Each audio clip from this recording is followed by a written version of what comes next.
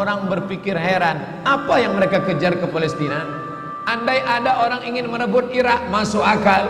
Merebut Irak karena banyak sumur-sumur minyak. Andai ada mau ekspansi ke Kuwait, masuk akal, karena sumur minyak di Kuwait banyak. Kenapa kembali ke Palestina? Ada apa? Tanah yang tandus, tanah yang kering kerontang. Mereka ingin membuat sebuah negara dengan keyakinan akan turun Mesias, sang juru selamat yang dijanjikan oleh Tuhan, dengan syarat orang-orang Yahudi mesti kembali ke negeri yang dijanjikan Tuhan. Yang kedua, Mesias sedang menunggu.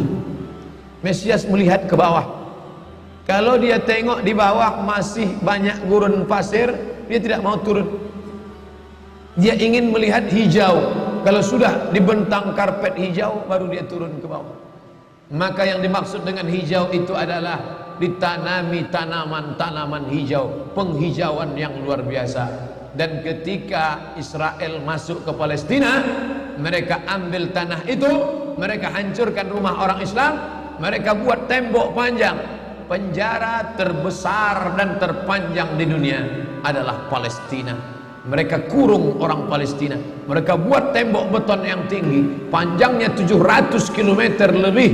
Dari Pekanbaru kita lihat, Anda menuju Medan Sumatera Utara 600 km.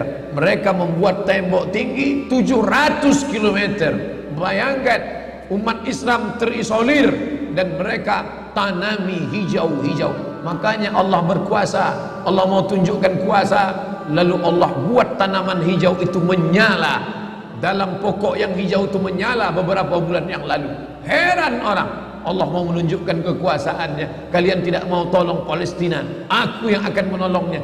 Tanaman yang hijau yang mereka tanam itu tiba-tiba terbakar. Tidak ada yang bisa mematikannya. Sampai-sampai reporter wartawan Amerika mengatakan, tidak ada yang bisa mematikan kebakaran ini kecuali Tuhan, karena Dia yang membakarnya. Mengerti keadaan kita zaman sekarang. Jangan sampai dikatakan Palestina bukan urusan kita. Ini kan masalah politik. Indonesia ya Indonesia, Palestina ya Palestina. Antum tidak mengerti masalah dunia. Palestina adalah masalah umat Islam. Subhanalladzi asra bi'abdihi. Maha suci Allah yang sudah memperjalankan hambanya minal masjidil haram, dari masjidil haram, ilal masjidil aqsa, masjidil aqsa, masjidil aqsa Palestina. Kita yang tertulis dalam kitab suci kita bahwa kita punya ikatan emosional. Kenapa kita tidak yakin itu? Yahudi ajarannya dibuat-buat, ajarannya mitos, tapi mereka punya keyakinan yang luar biasa. Mereka rebut negeri itu, mereka kuasai, mereka hancurkan negeri musuh. Atas dasar apa? Keyakinan bahwa Mesias akan datang. Yang kelima, apa yang mereka lakukan untuk Palestina? Mereka meyakini ada Temple of King Solomon, tempel kuil King Solomon, Raja Sulaiman. Datang pula orang Indonesia latah, dikatakannya Sulaiman ini kerajaannya bukan di Palestina, di Yogyakarta, Sleman. Kata dia, King Solomon itu punya tempel kuil, dan Temple of King Solomon letaknya pas di bawah Al-Masjidil Aqsa. Apa maknanya? Mereka mengeruk setiap hari bulldozer, traktor, ekskavator, terus mengeruk keliling Masjidil Aqsa. Mereka ingin meruntuhkan Masjidil Aqsa. Tulis Temple of King Solomon, enter, pilih image, tampak gambar replika. Inilah kerajaan Sulaiman yang ada di bawah Masjidil Aqsa. Akan mereka naikkan. Mereka sudah bangunkan rumah kecil replikanya, seperti orang Riau membuat rumah replika, rumah Melayu Kampar, rumah Melayu Siak, rumah Melayu Bengkalis. Di mana rumah itu? Di Purna MTQ. Anak-anak kita kalau mau tahu bagaimana rumah Melayu Kampar, bagaimana rumah Melayu Siak, bagaimana rumah Melayu Pelalawan, pergi ke sana. Sebagiannya ada, sebagian tak ada, entah kemana perginya. Tapi mereka membuatkan itu. Inilah dia replika kerajaan Temple of King Solomon. Artinya apa?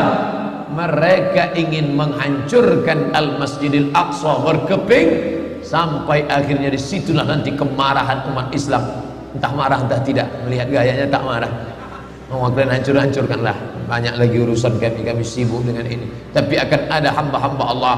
La tazulu fi ummati ta'ifatun min ummati.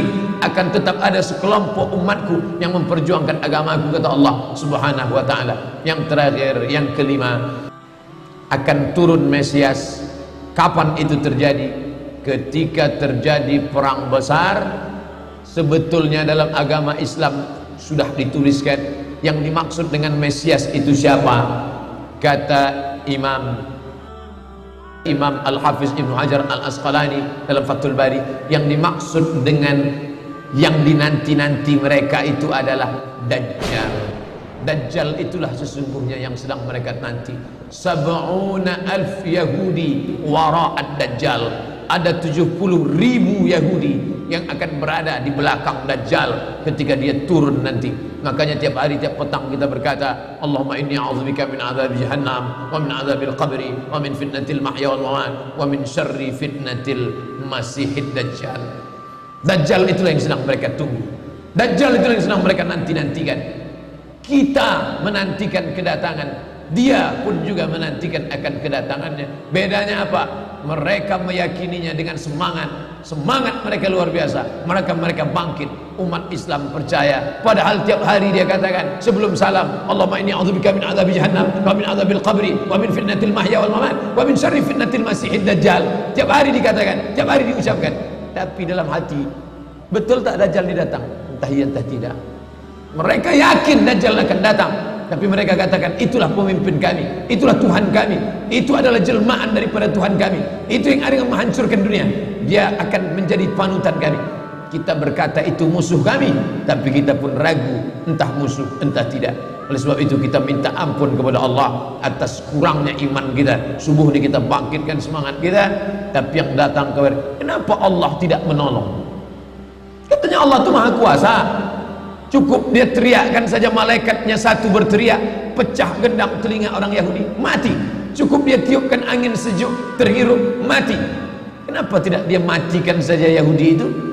Datang Syekh Muhammad Jibril, Syekh Dr. Muhammad Jibril, Syekh Profesor Dr. Muhammad Jibril, dosen tafsir Al-Azhar. Kami undang, mahasiswa Indonesia mengundang di waktu di Mesir dulu kuliah. Lalu saya tanya, Assalamualaikum Syekh. Ya, kaum Ad binasa, kaum Samud binasa, kaum Midian binasa, kaum Iram binasa, kaum Fir'aun binasa. Kenapa Allah tidak membinasakan Israel ini? Senyum Syekh Muhammad Jibril.